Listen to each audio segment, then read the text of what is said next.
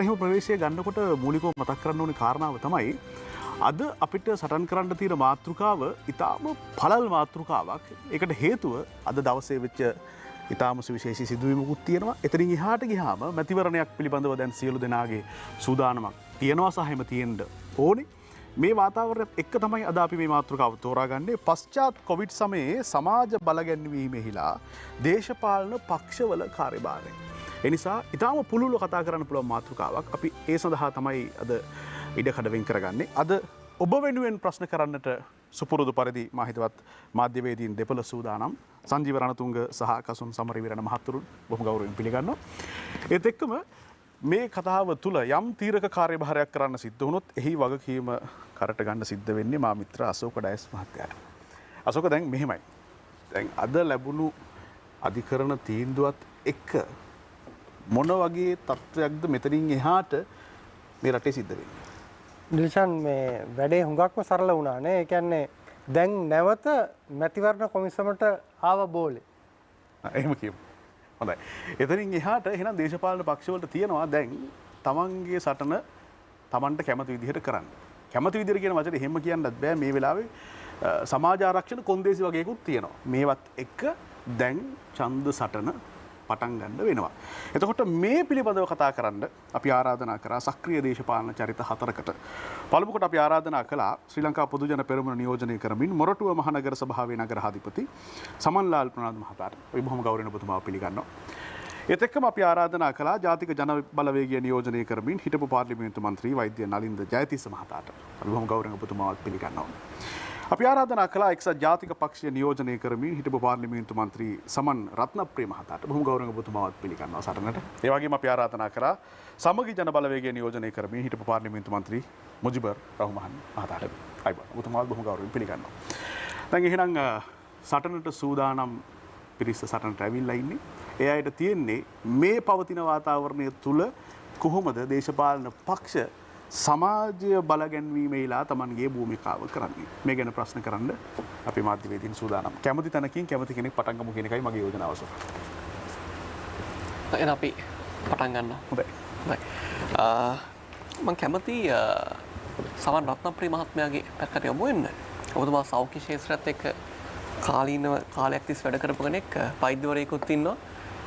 ඉතින් මම කැමති සමන් රත්නප්‍රිය මහත්මයාගේ පැත්තට යමු වෙන්න. මේ සීෂෙල්ස් වලින් ලංකාවට ආවා මේ සංචාරකයෝ කිහිප දෙනෙක්. ආණ්ඩු පැත්තෙන් කිව්වේ මේ මෙඩිකල් ටුවරිසම් වලට ඒගොල්ලෝ ලංකාවට ආවා කියලා. හැබැයි අපි දන්නවා මේ අපි පහුගිය කාලේ දැක්කා ලංකාවේ ගොඩක් මැති ඇමතිවරු නම් බෙහෙත් ගන්න ගියේ සිංගප්පූරුවට. එතකොට දැන් මට ප්‍රශ්නයක් තියෙනවා අපේ රටේ සෞඛ්‍ය පද්ධතිය තරම් එහෙම මේ දියුණු තැනක තියෙනවද? කියන්නේ ඔයතරම ස්තුතිවන්ත වෙනවා එම ඒ ප්‍රශ්නේ නැගීම පිළිබඳව. අපිටත් ප්‍රශ්නයක් තිබුණා සීසෙල්ස් වලින් 35 දෙනෙක් ලංකාවට හදිසියේ මේ ගොඩ බහින්නේ ඇයි කියන කාරණේ පිළිබඳව. මමත් ඒක ආරංචි වුණු මොහොතේ මේ පිළිබඳව සොයා බැලුවා. සොයා බලනකොට මම සීසෙල්ස් වලටත් කතා කරා. මොකද්ද කියලා මේ හරියටම දැනගන්න ඕන නිසා. ඇත්තටම එහෙන් වාර්තා කරෙත් මෙඩිකල් ටුවරිසම් කියන කාරණේ තමයි. අපිට සැකයක් තිබුණා මේ කොරෝනා නැත්නම් COVID-19 වසංගතය නැත්නම් වෛරස් එක ආසාදනය වුණු අයද මේ ගෙනාවේ කියලා. නමුත් ඒ රටින් වාර්තා වුණු තත්ත්වය අනුව එහෙම නෙමෙයි මෙඩිකල් ටුවරිසම් වලට. හැබැයි ප්‍රශ්නේ තියෙන්නේ ලෝකයේ කිසිම රටක් මේ මොහොතේ මෙඩිකල් ටුවරිසම් කරන්නේ නැහැ. එතකොට සීෂෙල්ස් වල වෙනත් තත්ත්වයන් යට තියෙන රෝගීන් ලංකාවට හදිසියෙ ගේන්නේ ඇයි කියන කාරණේ පිළිබඳ ප්‍රශ්නයක් තියෙනවා. සීෂෙල්ස් රාජ්‍යයේ COVID-19 ආසාදනය වුණු රෝගීන් වාර්තා වුණේ 4 දෙනෙක් නැත්නම් 6 දෙනෙක් විතර. ඒ එක් අයෙකුවත් සීෂෙල්ස් ජාතිකයෝ නෙමෙයි. විදේශ රටවල ඉඳලා ආපු අය. ඒගොල්ලෝ යම් ප්‍රමාණයකට මේක පාලනය කරගත්තා. ඒ රටේ ජනගහනයම 98000ක් වගේ ප්‍රමාණයක්. ලොකු ප්‍රමාණයක් නැහැ රටේ ජනගහනය. කොහොමුණත් මේ වෙලාවේ මෙඩිකල් ටුවරිසම් කරන්නේ නැහැ ලෝකේ කිසිම රටක්. ඒක හරියටම කියන්න ඕන. අපි සාමාන්‍යයෙන් ඔබ කියපු විදිහටම ලංකාවේ බොහෝ ලාංකිකයෝ ගියේ සිංගප්පූරුවට.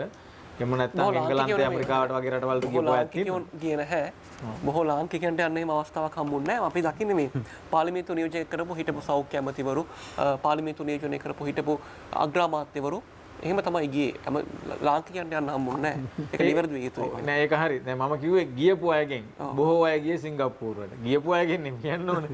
යන්න බැරි අයගෙන් නෙමෙයි. ගියපු අයගෙන් බොහෝ අය ගියා සිංගප්පූර. හැබැයි සීෂෙල්ස් රට ලංකාවත් සම්බන්ධ කරගෙන මෙඩිකල් ටූරිසම් කරපු ඉතිහාසය පිළිබඳව මට පොඩි ප්‍රශ්නයක් තියෙනවා. මොකද ඒගොල්ලොන්ට තියම් ආදායමක් තියෙන රටක්. ඒගොල්ලෝ සිංගප්පූරුව සහ ඉන්දියාවට බැංගලෝර වගේ රටවල් වලට තමයි මෙඩිකල් ටූරිසම් කරන්නේ. බැංගලෝර වගේ නගරවලට ඉන්දියාව සම්බන්ධ කරගෙන. එහෙම නැත්නම් එංගලන්තයත් එක්ක. ඉතින් ලංකාවට ආපු ඉතිහාසය මම බැලුවා ඒක හරියටම වාර්තා වෙන්නේ නැහැ. සමහරලාට ප්‍රශ්නයක් තියෙනවා දැන් මේ සීසෙල්ස් වල ලංකාවේ අයගේ මුදල් තියෙනවා, ගනුදෙනු තියෙනවා, පත්කම් තියෙනවා වගේ කාරණාත් මතුවෙනවනේ. ඒක නිසා මේ වෙන රටකට යන්න බැරි හින්දා මෙහෙට තල්ලු කරලා ඒවා තියෙන කාර්යවල ප්‍රශ්නිකුත් තියෙනවා. ඒක දිගටම හොයාලා බලන්න ඕන කාරණයක්. කොහොම වුණත් මේ මොහොතේ කිසිම රටක් මෙඩිකල් ටූරිසම් කියන එක නොකරන තත්වයකදී ලංකාව හදිසියේ මේ වගේ මෙහෙ ගෙන්වා ගැනීම ප්‍රශ්නයක් විදියට තියෙනවා. ඒකත් එක්කම මම ගන්නම් අපි ශ්‍රී ලංකා පොදු ජන පෙරමුණ නියෝජනය කරමින් මොරටුවේ පැමිණ තියෙන සමන්ඩාල් ප්‍රනාන්දු මහතාගෙන් මම මේකට සමාන කරලා එක්කහු කළාම දෙන්න. අද රටේ මේ දැන් පශ්චාත් කොවිඩ් සමය ගැන අපි මේක කොහොමද රට ගෙනියන්නේ කියලා කතා කරන අවස්ථාවක මෙඩිකල් ටූරිසම් ගැන අපි කතා කරනවා හොඳයි. රටට ආදායමක් එනවා අපි ඒක හොඳයි. අපි දැන් කියනවා ලංකාව හරි හොඳයි කියලා. හැබැයි අපි කතා කරනකොට දන්නවා වියට්නාම් චීනෙට ජොයින් වෙලා තියෙන රටක්. දූපත් නෙමෙයි. හැබැයි ඒගොල්ලෝ ඊටත් වැඩි ඉස්සරහින් ඉන්නවා. අපේ තිබ්බ හැටියට අපි පාලනය කිරීම හොඳයි. ඒක ගැන කතාවක් නෑ. හැබැයි ඇත්ත බැලුවොත් ඊට වැඩිය හොඳට පාලනය කර රටවල් තියෙනවා. නැතුව නෙමෙයි. අපි මේ බලනවා ඇමරිකාව, ඉංගලන්තේ හැමතිස්සෙම ටෙස්ට් කරනවා. හැමෝම ටෙස්ට් කරනවා. අද ලංකාවේ මන් දන්න එකම යාළුවෙක්ගේවත් පවුලක් කළා මන් දන්නේ මේ මහතුරුන් ඔබතුමාලගේ තියෙනවද කියලා. එහෙම තත්ත්වයක් නැහැ. ඒතකොට ටෙස්ට් එක කරනකම් අපි කවුරුත් දන්නේ. හැබැයි හොඳ තත්ත්වයක් තියෙන එක ඇත්ත. හැබැයි මෙහෙම තියෙද්දි අපේ අහිංසක ශ්‍රී ලාංකිකයෝ අපිට විදේශ මුදල් ගෙනත් දෙන ගොඩාක් අය පිටරටවල අතරමං වෙලා ඉන්නවා. ඒගොල්ලෝ ඉල්ලීම් කරනවා. මේක කළමනාකරණය කරන්න ඔබතුමාලගේ තාම ක්‍රමවේදයක් නැති බවක් පේනවා. මොකද සීෂෙල්ස් වලින් ගේනවා අපේ රටේ අපේ සිටිසන්ස්ට එන්න අවස්ථාවක් නැහැ. ඔබතුමාලගේ මොනවත් කළමනාකාරීත්වයේ ප්‍රශ්නයක්ද? ඒගොල්ලෝ ගේන්නේ නැද්ද? ක්‍රියාවලියක් යනවාද? මොකද්ද කියලා තමයි දැනගන්න. පැහැදිලිවම ක්‍රියාවලියක් තියෙනවා. ඒ නිසා ඒක ක්‍රමවත් විදියට, විධිමත් විදියට, විද්‍යාත්මක විදියට ඒක ගෙන්වීම කරනවා. මම හිතනවා ඒක පැසසුමට ලක් වෙලා තියෙනවා.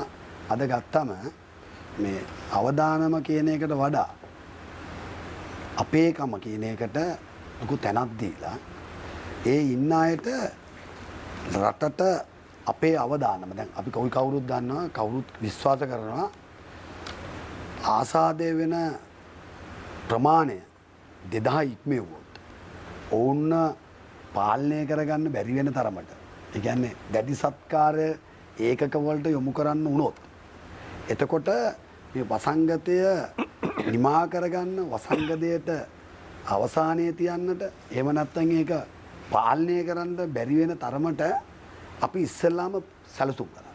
ඒ සැලසුම ඉතා හොඳින් ක්‍රියාත්මක වුණ නිසා අද දවස් 31ක් පුරාවට සමාජයේ රෝගීන් බෝ වෙන ප්‍රමාණය අඩු වෙලා තියෙනවා. අද දින 31ක්. මම පොඩි අකුරු ප්‍රශ්නයක් අහන්න මම අර ඔබතුමාට ওই උත්තරේ එන හින්දාමයි මම කිව්වේ. මම කිව්වේ දැන් මම මාළඹේ ඉන්නේ ජීවත් වෙන්නේ. ඒ යවට මම හිතන්නේ ඒක මම දන්න විදියට කාවට් ටෙස්ට් කරලා තියෙනවා කියලා. මේක තමයි ඇත්ත තත්ත්වය. ඒක වෙන්නට පුළුවන්. එතකොට මේ දැන් ඇමරිකාව ගත්තොත්, ඉංගලන්තේ ගත්තොත් සියලු දෙනාට මේ හැකියාව තියෙනවා. ගිහිල්ලා කරනවා මිනිස්සු. බයට කරනවා. හැබැයි මේ ක්‍රමේ වැරදි කියනවා නෙමෙයි. මේක බොහොම හොඳ ක්‍රමයක්. මිනිස්සු මොකද ඒකට කියන්නේ මේ කලබල වෙන්නේ ඔය ගොඩක් රටවල ප්‍රශ්නේ උනේ මේ මිනිස්සු මේ ආසාදිතයෝ බය වුණා කියලා කතාවකුත් තියෙනවා. අපි දන්නේ මේ වෙද අපේ දොස්තර මහත්තයාට මේ ගැන වඩා හොඳට දැනුවත් කරන්න. මේ ක්‍රමයේ පිළිබඳව නෙමෙයි මගේ ප්‍රශ්නේ තියෙන්නේ. මගේ ප්‍රශ්නේ තියෙන්නේ අපේ රටේ ශ්‍රී ලාංකිකයෝ ගෙන්නන්න නැතුව ඒවට ක්‍රමවේද තියෙනවා. දැන් අපේ තියෙනවා ගොඩක් තැන් හදලා තියෙනවා. මං හිතන්නේ ඒවා වේකන්සිස් උත් තියෙනවා. දැනට හෝටල් දීලා තියෙනවා. මුදල් ගෙවලා තියෙන්න කියලා හෝටල් ගොඩක් තියෙනවා. ඊටදී ඒගොල්ලන්ව ගෙන්නන්න නැතුව අපි ඉස්ලාම ගෙනනවා ඉහළ පලැන්තියේ දරුවන් ටික ගේනවා. සල්ලි තියෙන මුදල් ගෙවලා ඉගෙන ගන්න ගිය ළමයිගේ හොඳයි නරකයි නෙමෙයි. හැබැයි ඊට පස්සේ ගේනවා පිට රට සීෂෙල්ස් වගේ අය ඒ ඔක්කොම කරනවා. මේ කිසි දෙයක් නරකයි නෙමෙයි. හැබැයි ප්‍රමුඛතාව පිළිබඳ ප්‍රශ්නයක් තියෙනවා කියලා ඔබ විශ්වාස කරන්නේ නැද්ද? නෑ ඉතින් මේ ක්‍රමේ හරි කියලාද ඔබතුමා විශ්වාස කරන්නේ? ඒක හරි කියනවා නෙමෙයි මේ උනේ පළවෙනි වතාවන්න උනේ. මේ කියපු විදියට මේ ආපු පළවෙනි කණ්ඩායම ඔය. හැබැයි ඊට ඉස්සෙල්ලා ගෙනාවේ කුවේට් එකෙන් ගෙනාවා, ඩුබායි වලින් ආවා, බංග්ලාදේශ වලින් ආවා. ආපු නැති රටක් නෑ. හැම රටකින්ම ඒ ඔවුන්ගේ ඉල්ලීම පරිදි ඔවුන් ගෙන්න ගත්තා. ගෙනාවේ නෑ කියන චෝදනාව තමයි ඉන්නේ ගොඩාක් රටවලින් දැනට එන එක සෞඛ්‍ය වෛද්‍ය අධ්‍යක්ෂකතුමා ඇතුළු වෛද්‍යවරුන් කියන්න ගත්ත මේක පාලනය කරන්න කියලා. ඒ කියන්නේ අපේ ලාංකිකයන්ව ගෙන්නා ගැනීම වැඩිවීම නිසා පොඩ්ඩක් පාලනය කරන්න මෙතන පාලනය කරගන්න ඕන නිසා කියන තැනට ගෙනාවා. ඕක තමයි මට ඕන උනේ. ඒ කියන්නේ මේක මේ දේශපාලන ක්‍රියාවලියක් නෙමෙයි මේ ගෙන්නන්න නැති එක නිලධාරීන් වගේ කියන්න ඕන. හරිනේ ඔබතුමා ඒ කියන්නේ ඔබතුමාලා දැන් මම දකින්න දෙයක් තමයි හැම තිස්සෙම මේ සාකච්ඡාවේදී ඉස්සර වගේ නෙමෙයි හරි හොඳයි. දැන් අද රටේ මම ඔතනට තමයි ගෙනියන්න හදන්නේ ඔබතුමාලා. අද රටේ නිලධාරීන්ට තැන දීලා තියෙනවා. ඒතකොට නිලධාරීන් වගේ කියන්න ඕනේ අද යමක් වෙනවා නම්. ජනාධිපතිතුමා වුණා කතා කරද්දී අපිට දකින්න දේ තමයි නිලධාරි. මේ වැලි සිද්ධියේදී නිලධාරි ගෙන්නුවේ. එතකොට නිලධාරීන්ට ලොකු වගකීමක් තියෙනවා. එදා වගේ නෙමෙයි අද ක්‍රියා කරනකොට නියමාකාරව දේශපාලන මත නැතුව වැඩ කරන්න. මම විශ්වාස කරනවා ඔබ මාත් එක්ක එකගයි. ඔබ ඒක විශ්වාස කරනවා. පැහැදිලිව මම ඒ විශ්වාසය මා තුළ තියෙනවා. නමුත් මෙවර මේ වසංගතයත් එක්ක දේශපාලන අධිකාරියට තීන්දුව ගන්න දුන්නා නම් කැබිනට් එක තීන්දුව අරගෙන මේ වැඩේ කළා නම් මම හිතනවා මේ වසංගතේ මීට වඩා ගොඩාක් ඉස්සරහට ගිහිල්ලා මමත් රෝගියෙක් වෙන්නට තිබ්බා. බොහොම ස්තුතියි. ඕක තමයි මට දැනගන්න ඕන. ඒ කියන්නේ නිලධාරීන්ගේ වගකීමක් තියෙනවා ලොකු. රුපියල් 5000 දීමනාව සම්බන්ධයෙන් ඒක දේශපාලනීකරණය වුණා කියලා කියනවා නේද? එතකොට ඒ වලට නිලධාරීන්වක් කියන්න ඕනේ නැද්ද? නෑ නිලධාරීන් මේ 5000 ලබා දීමේ වැඩසටහන හරිම විධිමත්. දැන් උදාහරණ මම ගත්තොත් මොරටුවේ අපේ ගත්තොත් මම මොරටුවෙන් ඔබතුමාට උදාහරණයක් දෙන්න. මොරටුවේ අපේ ගත්තොත් අපි කොට්ටාස විදියට ගත්තම කොට්ටාස 29ක් තියෙනවා. ඒ 29 23 අපි පොහොට්ටුව ජයග්‍රහණය කළා. 6ක් ජයග්‍රහණය කළා. එක්සත් ජාතික පක්ෂය 6ක් ජයග්‍රහණය කළා. හැබැයි දේශපාලන අධිකාරියට තියෙන උවමනාව මිනිස්සුන්ට උදව් කරන්න සමහර අවස්ථාවල සමහර තැන්වලදී ඒක නිලධාරීන් නැති වෙන්න පුළුවන්.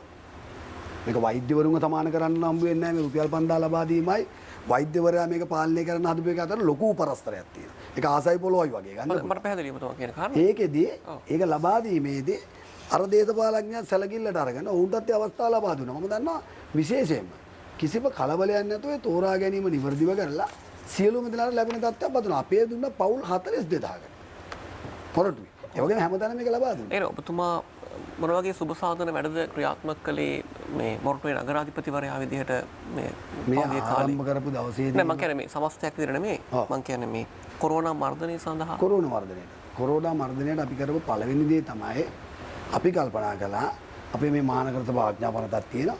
මේ ආඥාපනයේ පැහැදිලිවම සඳහන් වෙලා තියෙන වසංගතවලදී මහානගර සභාව ක්‍රියා කරන්නට කොහොමද කියලා. ඒකෙන්ද අපි මේ ආඥාපනයට අනුව අපි කල්පනා කරා මේ ගෙදරක ඉඳගෙන මිනිස්සුන්ට යම් දෙයක් අපිට දෙන්නට පුළුවන් නම් නිවසේ තියලා උන්ට දෙන්නට පුළුවන් වෙනවා මේ බෝ වෙන ප්‍රමාණය ව්‍යාප්ත වෙන ප්‍රමාණය අවම වෙනවා කියලා වෛද්‍යවරු කිව්වා. ඒකද අපි උන්ට කිව්වා ගෙදරම ඉන්න කියලා අපිට පුළුවන් වෙන ආකාරයේ උදව්ව අපි කළා. ඒක තමයි රුපියල් 5000 බෙදීමේ වැඩසටහන සම්බන්ධ වුණා. පැහැදිලිවම මම සම්බන්ධ වෙනවා මම අපේක්ෂකයෙක් ඉඳලා මම සම්බන්ධ වුණේ නැහැ. මට සම්බන්ධ වෙන්න අයිතියක් තිබුණෙත් නැහැ.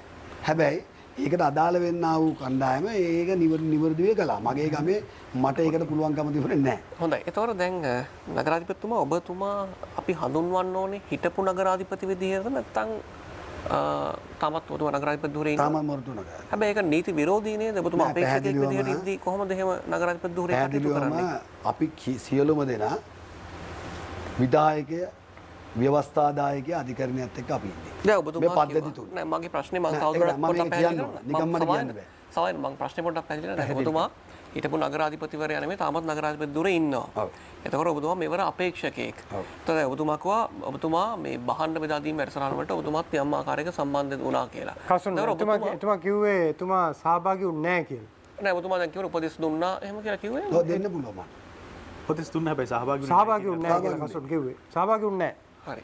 එතකොට දැන් අර මම ඉස්මතු කරන්න හිතුවේ දැන් මේ වගේ අවස්ථා කිහිපයක් අපි දැක්කා දිස්ත්‍රික්ක කිහිපයකම. ඒ කියන්නේ දැන් රාජ්‍ය දේපල අවභාවිත කිරීමක් නේ මැතිවරණ යොදා ගැනීමක් වගේ චෝදනාවක් තිබුණා දැන් පැතිවල. ඒකයි මම බැලුවේ ඔබතුමාත් එහෙම කරාද කියලා. නෑ දැන් මම පොඩ්ඩක් මේ ගැන කියන්නට ඕන. අද දිනේදී අද දවසේදී 3:05ට 3:10ට විතර අධිකරණයෙන් කියනවා අපි දන්නවා ව්‍යවස්ථාදායකය මේ සියලු දේත් එක්ක මාස 3කින් තියන්න බැරි වුණා නම් අනිවාර්යයෙන්ම පරණ පාර්ලිමේන්තුව රැස් වෙන්නට ඕන. මේ කිසියලුම දේවල් තියෙන අධිකරණය තමගේ ස්වාධීන මතය ප්‍රකාශ කළා රැස් වෙන්නට ඕනේ නෑ මැතිවරණය තියන්නේ කියලා. ඒකම තමයි නගරාධිපතිවරයෙක්. පළාත් පාලන ආයතනයක ප්‍රධානියෙකුට මේ කොරෝනා වසංගතය නිසා ඔවුන් අනිවාර්යයෙන්ම තමන්ගේ පළාත් පාලන ආයතනයේ ප්‍රධානියා විදියට කටයුතු කිරීමේ වගකීම නිසා තමයි මේ සවි බල ගැන්වීමට මහා පිටුවහලක් වුණා පළාත් පාලන ආයතන. අත සෝදන ටික දුන්නා. සමන්ලාල් ප්‍රනාන්දුතුමනි අර ප්‍රශ්නෙට පොඩ්ඩක් අපි උත්තරයක් ගත්තොත් හොඳයි. නමුත් කසුන් මතු කරපු ප්‍රශ්නේ ගැන ඔබතුමා හිටපු නගරාධිපතිද නගරාධිපතිද? නගරාධිපති. දැන් ඔබතුමා අපේක්ෂකෙක් නම් ඉල්ලා අස් වෙන්න ඕනේ. එතකොට එහෙම නැත්නම් නිවාඩු ගන්න ඕනේ. දෙකේ එකක් කරන්න ඕනේ. දෙකෙන් එකක්වත් කරන්න තාම අවස්ථාව ඇවිල්ලා නැහැ. ඇයි දැන් මැතිවරණ ප්‍රකාශයට පත් වෙලා තිබෙනවානේ. ආණ්ඩුක්‍රම ව්‍යවස්ථාවේ පැහැදිලිවම සඳහන් වෙලා ආණ්ඩුක්‍රම ව්‍යවස්ථාවේ කොහෙද තියෙන්නේ එහෙම? මම මේක ගෙනාවා මට මේක වෙයි කියලා. පැහැදිලිවම. ඔබතුමා හොයනකම් මං අනිත් පැත්තට යන්නම් ওই ප්‍රශ්නෙම. අපි මේ මට මේ දවස්වල විරුද්ධ පක්ෂයට ගොඩාක් චෝදනා තියෙනවා මගේ පැත්තෙන්. මොකද මම මේ හැමතිස්සෙම කියන්නේ මේ එදා තිබ්බ විරුද්ධ පක්ෂය නෑ. අපි හැමතිස්සෙම විශ්වාස කරනවා විරුද්ධ පක්ෂයක් හොඳ සවිමත් විරුද්ධ පක්ෂයක් ඉන්නකොට තමයි රටක් හරි පැත්තට ගෙනියන්න පුළුවන් කියලා. දැන් මහින්ද රාජපක්ෂ මහත්තයා විරුද්ධ පක්ෂයේදී MCC ගේ ගිවිසුම් ගේනකොට නවත්තන්න පුළුවන් වෙනවා. විකුණන්න යනකොට කතා වෙලා යනවා. දැන් මේ විරුද්ධ පක්ෂේ එහෙම ගතියක් නැහැ වගේ මට දැනෙනවා. වචන එන්නේ නැහැ කියලා. දැන් මම එහෙම කියලා දැන් මම ඔබතුමාලා පැත්තට යන්නේ. දැන් අපි කතා වුණා මේ ලෙඩ්ඩු ගැන. දැන් මේ කියන විදියට අපිට තියෙන ලොකු ප්‍රශ්නයක් දැන් මේ වෙනකොට දැන් සෞඛ්‍ය නිලධාරීන් දීලා තියෙන ක්‍රමවේදයක්.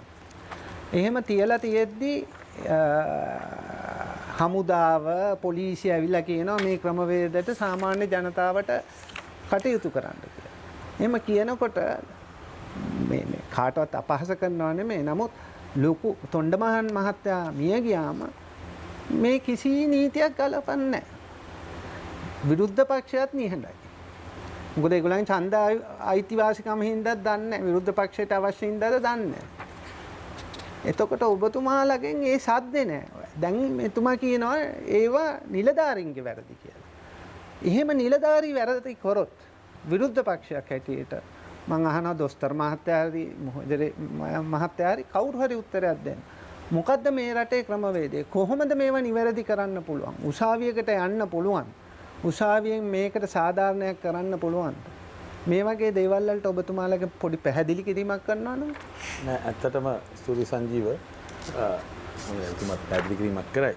තිනවා විශේෂයෙන්ම දැන් විරුද්ධ පක්ෂය මේ සම්බන්ධව නිහඬයි කියලා කියන්නේ මේක සිද්ධියක් විතරයි කිව්වේ. තව තියෙනවා ගොඩාක්. ඒ කියන්නේ විරුද්ධ පක්ෂයක් නැහැ කියලා තේරෙන තරමට දෙයක් තියෙනවා. මම තව කාරණා කීපයක් කිව්වට කමක් නැත්නම් දැන් බැරි වෙලාවත් කිව්වනම් එහෙම එදා ඔබතුමාලා එකපාරට මේ වගේ දෙයක් ඇවිල්ලා හමුදාව ගෙනල්ලා දැම්මනම් කියයි ඔබතුමාලා මේ හමුදාව විනාශ කරන්න හදනවා කොවිඩ් බෝ කරන්න හදනවා කියයි. නේවි එකට කොවිඩ් එක හැදුන වෙලේ ඕගොල්ලොන්ට ගහයි ඩෝන් ගාලා මෙහෙම කිය. හැබැයි ඕගොල්ලෝ බොහොම නිහඬයි. ඉතින් ඒකින්දම ඕනෑම දෙයක් වෙනවා. දැන් අද මම මේ කිය කාරණා මම කිව්වේ ඇමරිකාවේ ඉංගලන්තේ කොහොමද කරන්නේ ටෙස්ට් කරන හැටි. මෙහි කොහොමද වෙන්නේ? ඒ වගේ කතා එන්නේ නැහැ එළියට. මිනිස්සු දන්නේ. අර විපක්ෂය පොදුවේ ලියුමකුත් දුන්නානේ අපිට පාර්ලිමේන්තුව කැඳවන්න අපි කරදරයක් කරන්න නැතුව ඉන්නම් කියලා. ඔව් එහෙම එකකුත් යනවා. සපෝටිව් ගතියක් තිබුණා. ඇත්තටම ඔබලා එක්කහුව වෙලා දැන් එහෙම ඩීල් එකක්ද යන්නේ? ආර්ථික ව්‍යසනයකදී එහෙම ඇසිරෙ යුතුයි. ඒ වුණාට ව්‍යසනයකදී එහෙම හැසිරෙන්නේ. දැන් ඔබතුමාලට මම පොඩි උදාහරණ දෙන්නම්. CSN තාලිකාවේ නඩු ඉල්ලාස් කරගන්න. ඔව්. හරි?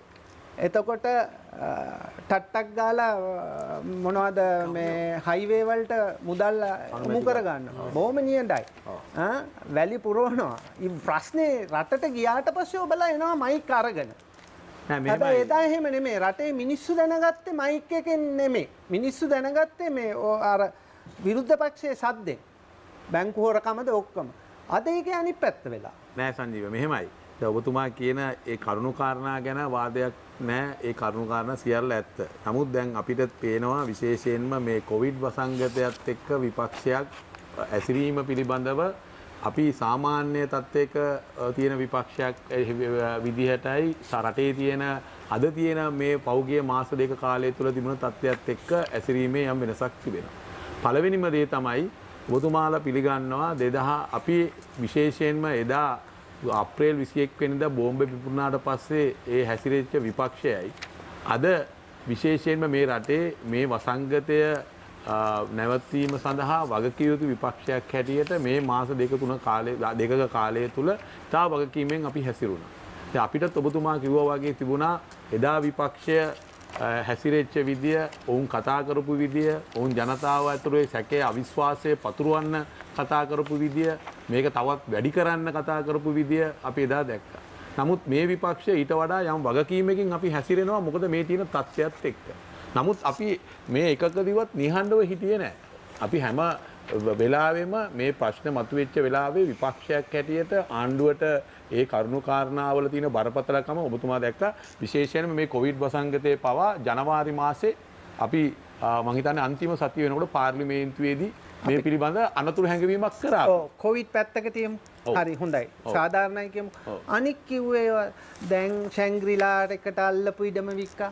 කවුරුත් නෑ කතා කරන්නේ. ඔය වැලි සිද්ධි වුණා. අපි කියන්නේ ඒ වගේ. අමතක කරන්න කොවිඩ් කතා කරා. ශැංග්‍රීලා එක ඔබතුමා කිව්ව විදිහට කොවිඩ් වසංගතයට කලින් කැබිනට් අනුමැතියකින් දාලා ඒකයි ශැංග්‍රීලා හැපැත්තේ ඉඩම දුන්නා. ඒකේ ප්‍රශ්නේ පැන නැගුවා අපි. ඒක අපි ප්‍රශ්න කරන්නේ නැතුව නෙමෙයි. එතකොට අපි ඒ වෙලාවේ කොවිඩ් වසංගතයක් ඇති වෙලා තිබුණේ නැහැ. ඒක පාර්ලිමේන්තුවේ ප්‍රශ්න කරනවා, වාද විවාද වල ප්‍රශ්න කරනවා. නීත්‍යානුකූල දෙයක හැටියට ඒකේ ප්‍රශ්නේ අපි අතට අරන් අපි වැඩ කරා. නෑ අපි අහන්නේ ඒක නීත්‍යානුකූලව කෙරුණාද? නීත්‍යානුකූලව කෙරුණා. විපක්ෂයක් හැටියට අපි මේ තියෙන රාමුව තුල ඒවකට තිබුණ පරිසරයත් එක්ක ඒ ප්‍රශ්නේ අපි ගෙනාවා. දැන් ඔබතුමා කියනවා වගේ දැන් මේ කොවිඩ් වසංගතය ඇතුලේ හොඟක් දේවල් සිද්ධ වෙලා තියෙනවා. දැන් ඔබතුමා කිව්වා වගේ දැන් විශේෂයෙන්ම දැන් වැලි පිරිවීම සිද්ධ වුණේ මේ ඇඳිරි නීතිය ASCII ජනතාව උද්ඝෝෂණය කරයි කියලා රෑ දවල් ඇඳිරි නීතිය දාලා මේ වැලි ටික ගෙනල්ලා මේ වෙරළ සංරක්ෂණය කියලා වැලි ටික පුරවලා දැම්මා. ඒක හරි. ඊළඟට අර මිග්‍යානා ගනුදෙනුවට සම්බන්ධ වෙච්චලා හිටපු කවුද උදයංග වීරතුංග මේ ඇඳිරි නීතිය ASCII යාට උසාවි දාලා අපත් දීලා එතුමාව දැන් එතුමා ඉන්නේ අප පිට. මෙන්න මේ වගේ දේවල් මේ ඇඳිරි නීතිය ASCII කොවිඩ් වසංගතයත් ආණ්ඩුව ගේම් ටිකක් ගැහුවා. ඒක ඇත්ත. නමුත් ඉතින් ඒ තියෙන තත්ත්වයත් එක්ක පරිසරයත් එක්ක අපි වැදිහත් වෙන්න ඕනේ ප්‍රමාණය ගැන ප්‍රශ්නයක් තියෙනවා. නමුත් දැන් මේ රටේ දැන් අපිට පේනවා දැන් සාමාන්‍ය තත්ත්වයකට හැරීගෙන එනවා. ඉතින් ඉදිරියේදී අනිවාර්යයෙන්ම මේ පිළිබඳව ක්‍රියාශීලීව යම් මැදිහත් වීමක් කරන්න අපි බලාපොරොත්තු වෙනවා මේ එක එක කාරණාවල් පිළිබඳව. අපි දොස්තර මහත්තයා ළඟට යන්න මොකද නිහඬව ඉන්නේ ඉඳා මොකද ඔබතුමාලා තමයි ගොඩක්ම කතා කරාය. හැබැයි මම මේ කියන්නේ නීතියට ගිහිල්ලා ඔය CSN එක දැන් මේ නිලධාරීන් එක්ක ගිහිල්ලා සමතේට එන්නේ. දැන් මේ දාපු නඩු තව නඩු තියෙනවා. ඒවා මුදල් විශුද්ධීකරණය ඒක යටතේම තියෙන නඩු. කොහොමද ඔබතුමාලා මෙහෙම නිහඬව ඉන්නේ කියලා මට ප්‍රශ්නේ. නෑ නිහඬවම නෙවෙයි. දැන් එක කාරණයක් අර මුජිබර් මන්ත්‍රීතුමා කිව්වා වගේම එකක් මේ කොවිඩ් වසංගතය කාලයේදී අපි දැනුවත්වම සමහර කාරණා සම්බන්ධයෙන් කොවිඩ් මර්ධනයට අදාළ අපේ විවේචනයේ සීමා සහිත වුණා. අපි පුළුවන් තරම් බැලුවේ මේ වදුරේදී රටේ ජනතාවගේ ජීවිත ආරක්ෂා කරගන්න. අපි කොහොමද රටක් හැටියට මේ වදුරේදී කෙලින් ඉන්නේ කියන එක පිළිබඳව තමයි අපේ අවධානය යොමු වෙලා තිබුණේ. ඊළඟ කාරණේ තමයි මීට මාස 6කට කලින් මෙරටේ බහුතර ජනතාව ගෝඨාභය රාජපක්ෂ මහත්මයා දිනවනකොට ඔය සිදුවීම් සියල්ල නොදැන ඡන්ද දුන්නමත් නෙවෙයි. ඒ නිසා ඔය කියන්නේ ඔය දැන් පසුගිය කාලේදී හොරකම් කරපු අය ඒගොල්ලන් තිබුණු නඩු ගැන, ඒ හොරකමේ ප්‍රමාණයන්, උදයංග වීරතුංගල ගැන ඒවා දැනගෙන නොහිටියාම නෙවෙයි. දැනගෙනත් හිටියා. නිසා මම හිතනවා මේ සමහර දේවල් අපි ඇඟිල්ලෙන් අල්ලන් පෙන්වන්න ඕනේ නැහැ. ජනතාවටත් තේරුම් ගන්නට යම් අවස්ථාවක් දෙන්නත් ඕනේ. මොකද මේක අපි ජනතාවත් එක්ක කරන වැඩක් නෙමෙයි. දේශපාලන පක්ෂවල විතර කොන්ත්‍රාත් එකක් නෙමෙයි. නෑ හරි. ඔබගේ තර්කය හරි. හැබැයි එතුමලාට 64 ලක්ෂයක් දෙනකොට 50 ගානක ලක්ෂ 69ක් ලක්ෂයක් දෙනකොට 50 ලක්ෂයක් දෙනවනේ අනිත් පැත්තට විරුද්ධව. එතකොට ඒ මිනිස්සුන්ට සාධාරණයක් වෙන්න එපා. ඒකයි අපේ තර්කය. ඔය ඒ අයට සාධාරණයක් වෙන්න ඕන කරන්න ඕනේ නේද? ඉතින් මෙහෙමයි. අපි හිතනවා ඔය හැම ප්‍රශ්නයකදීම අපේ ස්ථාවරණ අපි කියලා තියෙනවා. හැබැයි ඒකෙදි අපි ගන්න ක්‍රියාමාර්ග මේ මොහොතේදී ඒ ගන්න පුළුවන් අවසාන ක්‍රියාමාර්ග දැන් ගන්න ඕනේ නැහැ. අපි ඉස්සරහට බලමු. මේ වටේ අවසන් වෙන්න ඉස්සෙල්ලා සමන්ලාල් ප්‍රනාන්දු මහත්තයාගේ උත්තරේ ගමු. අර නගරාධිපති තනතුරේ නව යෝජනා බාර දුන්නාට පස්සේ පාර්ලිමේන්තු මැතිවරණයට පැහැදිලිවම අනුගම ව්‍යවස්ථාවේ තියෙනවා 104 ඈ යන්නේ රෝමී ඉලක්කම් 2 සෑම විධානයක්ම සහ උපමානයක්ම ගැසට් පත්‍රයේ පළ කරනු ලැබිය යුතු අතර එකී පළ කිරීමේ දිනේදී හෝ ඒ එකී විධානය සහ උපමානය නිශ්චිත සඳහන් කරනු ලබන යම් පසු දිනකදී හෝ ක්‍රියාත්මක විය යුතු යන්නේ. එතකොට පැහැදිලිවම මේ විධානය තාම නැහැ. නමුත් දැන් ගැසට් නිවේදනයක් ප්‍රකාශයට පත් කරා ගැසට් නිවේදනය මේක නැහැ. මැතිවරණේ තියෙනවා කියලා. මැතිවරණේ තියෙනවා කිව්වට විධානය පනවන්න. විධානය කියන්නේ ගැසට් එක නෙමෙයි. ඔදු අපේක්ෂක විදිහට අත්සන් කළා. අත්සන් කරන බමුණ මේ විධානය බලාත්මක වෙන්නේ නැහැ. ඒකද 102 විධානය කොතනදද එන්නේ? විධානය පමනවන්න ඕන ගැසට් පත්‍රයකින්. එතකන් ඒක නීතියක් වෙනවා. නිවේදන ප්‍රකාශයට පත් කරා. ඒ ගැසට් නිවේදනය ඒක නැහැ. නැත්නම් මම මෙතන එහෙම ඉන්නෙත් නැහැ. ඊළඟ එක පැහැදිලිවම තියෙනවා 102. ආයි පැහැදිලි කරන්න. ඒක පැහැදිලි වුණේ අපි සාමාන්‍ය ජනතාව හැටියට. සෑම විධානයක්ම සහ මේක මැතිවරණයෙන් පස්සේ විධාන පමුණවනවා. ඒ මැතිවරණ වලට 102 වගන්තික උතව පොඩ්ඩක් කියවනවා. 102 තියෙනවා. යම් කිසි මැතිවරණයකදී රජයේ නිලධාරියෙකු රාජ්‍ය සංස්ථාවේ නිලධාරියෙකු අපේක්ෂකව වේ විට. ඉතින් මම රජයේ නිලධාරියෙකු නෙමෙයි. මම මහජන යෝනියෙක්. පැහැදිලිවම මේකේ වරදක් කොතන හරි තියෙන පුළුවන්. මේකේ පළාත් සභා මන්ත්‍රීවරයා සහ මොකද ඒ කතාව වරදක් කොතන හරි තියෙන ගැසට් එකේ හෝ මේ අනුගම ව්‍යවස්ථාව තියෙන්න පුළුවන්. ඒක ඒ නිසා විධානයක් පනවන්න. ඒ කියන්නේ පළාත් පාලන ආයතනයක දූරධාරියෙක් හෝ පළාත් සභා කෙනෙකු එම තනතුරෙන් නිවාඩු ලබන්න ඕන කියලා කොහෙවත් ව්‍යවස්ථාව සඳහන් වෙලා නැහැ අනුගම ව්‍යවස්ථාවේ. ඒක නිසා තමයි මෙන්න මේ විධානය පනවන්න ඕනේ. විධානකෙන් විතරයි ඒක කරන්නට පුළුවන් වෙන්නේ. තාම විධානය පනවලා නැහැ. කවුද විධානය පනවන්නේ? විධානය පනවන්න ඕනේ ගතිවල කොමසාරිස්. ඒ විධානය පනවනකොට මොකද ඒ විධානය කියන්නේ? ඒ විධානය කියන්නේ නිවාඩු ගත යුතුයි කියන එක. ඒ විධානයේදී මෙන්න මෙහෙමත් තියෙනවා. ඒක පැහැදිලිවම කියනවා කොමිෂන් සභාවේ බලතල සභාවේ ඔබතුමා කියවන්නේ කොයි වගන්තියද? මේ කියවන්නේ 104 ආයන්නේ 3 කොමිෂන් සභාවේ බලතල කාර්ය සහ කර්තව්‍ය ක්‍රියාත්මක කිරීම සහ ඉටු කිරීම සම්බන්ධයෙන් පාර්ලිමේන්තු ස්ථාවර නියෝගවල විධිවිධාන අනුකූලව කොමිෂන් සභාව පාර්ලිමේන්තුවට වගකියුතු සහ උත්තර දිය යුතු අතර ඒ හදන විධානයටත් උත්තර දිය යුතුයි පාර්ලිමේන්තුව. අපිට මේ ඕන විදියට විධාන හදන්න බෑ. ඒ විධානේ නැති නිසා මම කල්පනා කළා මේ වෙලාවේ මේ රටේ ව්‍යවස්ථාවේ තියෙනා වූ යම් කාර්යයක් නිවර්දි නම් අධිකරණයේ නිවර්දි කියලා පිළිගත්තා නම් එවනම් නැවත මැතිවරණය නෙමෙයි පාර්ලිමේන්තුව රැස් වෙන්න ඕන. කොරෝනා වසංගතය නිසා මෙහෙම පැහැදිලි කරගන්නද මේ සාමාන්‍ය මිනිස්සෙක් හැටියට මම අහන ප්‍රශ්නේ දැන් ඔබතුමා ඔය කියන්නේ ඕනෑම වෙලාවක දැන් ඉදිරි අනාගතයටත් මේක බලපාන හින්දා මම මේ පහසු කරගන්න හදන්නේ ඔබතුමා කියන්න හදන්නේ ඔබතුමා නගරාධිපති හැටියට ඉන්න එක වැරද්දක් නැහැ. ඒකට හේතුව තමා ඔබතුමාට කොමිෂන් සභාවෙන් කියලා නැහැ අයින් වෙන්න කියලා. එහෙනම් මේ කොමිෂන් සභාවේ වැරද්දක්. හරිනේ? කොමිෂන් සභාවේ නෙමෙයි ව්‍යවස්ථාවේ නැහැ. ආණ්ඩුක ව්‍යවස්ථාව තමයි ව්‍යවස්ථාව ඇතුළේ තමයි මැතිවරණයක් කිරීමේදී ජනාධිපති ඔබතුමා කිව්වා විධානයක් කරන්න ඕනේ. විධානය කරන්න මම ඇහුවා ඔබතුමාගෙන් කවුද විධානය කරන්න ඕනේ? විධානය කරන්න ඕනේ මේ වෙලාවේ කොමිෂන් සභාව. කොමිෂන් සභාව. හැබැයි කොමිෂන් සභාව විධානය කරන්නට ඕනේ ආණ්ඩුක ව්‍යවස්ථාවේ තියෙන විදියට එය පාර්ලිමේන්තුවේ කියන විදියට. එතකොට පාර්ලිමේන්තුවක් නැති හින්දා මේ වෙලේ ප්‍රශ්නයක් නැහැ. නෑ. පනවන්න පුළුවන්. ඒ පනවීමේදී කමිෂන් සභාවේ කුමන නිලධාරියෙක් පැනුවත් ඔහුට අධිකරණ ක්‍රියාවලියකට යන්න බෑ. හැබැයි ඔහු හැමතිස්සෙම ඒ පනවන නීතිය එහෙම නැත්නම් විධානය පාර්ලිමේන්තුවේ අනුකූල විය යුතු වන්නේ කියන එක තමයි තියෙන්නේ. දැන් ඒ කියන්නේ කොමිෂන් සභාවේ දෙන ඕනෑම විධානයක් දැන් නීත්‍යානුකූල නැද්ද පාර්ලිමේන්තුව නැති හින්දා? නීත්‍යානුකූලයි. හැබැයි නීත්‍යානුකූල වෙන්නේ ව්‍යවස්ථාවට අනුකූලව වෙන්න ආව එකක් හැදුවත් පමණයි. දැන් ව්‍යවස්ථාවේ නැහැ අයින් වෙන්න ඕන කියලා. ඒකද ඔබතුමා කියන්නේ? පැහැදිලිවම නෑ. ද ව්‍යවස්ථාවේ තියෙනවා 104 A කියලා වගන්තියක්. ඔව්. 104 A වලින් කියන්නේ ඒකේ තියෙනවා මැතිවරණ පවත්වනු ලබන කාල පරිච්ඡේද 104 A 4 අයන්න මැතිවරණයක් පවත්වනු ලබන කාල පරිච්ඡේදය තුලදී රජයට හෝ යම් රාජ්‍ය සංස්ථාවකට හෝ අයත් යම් නිශ්චල හෝ චංචල දීපලක් ඒ ඡන්ද විමසීමේදී තරඟ කරන යම් අපේක්ෂකයෙකු හෝ යම් දේශපාලන පක්ෂයක් හෝ ස්වාධීන කණ්ඩායමක් හෝ තෝරාපත් කර ගැනීම ප්‍රවර්ධනය කිරීමේ හෝ වළක්වාලීමේ කාර්ය සඳහා භාවිතා කිරීම දෙක ඒ ඡන්ද විමසීමේදී තරඟ කරන යම් අපේක්ෂකයෙකු හෝ දේශපාලන පක්ෂයක් හෝ ස්වාධීන කණ්ඩායමක් විසින් භාවිතා කිරීම කොමිෂන් සභාවේ උපදෙස් මත කොමිෂන් සභාවේ සභාපතිවරයාගේ හෝ මැතිවරණ කොමසාරිස් ජෙනරාල්වරයාගේ ලිඛිත විධානයක් මගින් තහනම් කිරීමේ බලය කොමිෂන් සභාවට ඇත්තේය. හරිද? මෙන්න මේ 104 A කියන ව්‍යවස්ථාවේ වගන්තිය ප්‍රකාරව 2020 මැයි 21 වෙනිදාත් පළාත් පාලන දෙපාර්තමේන්තුව මැතිවරණ කොමිසම බස්නාහිර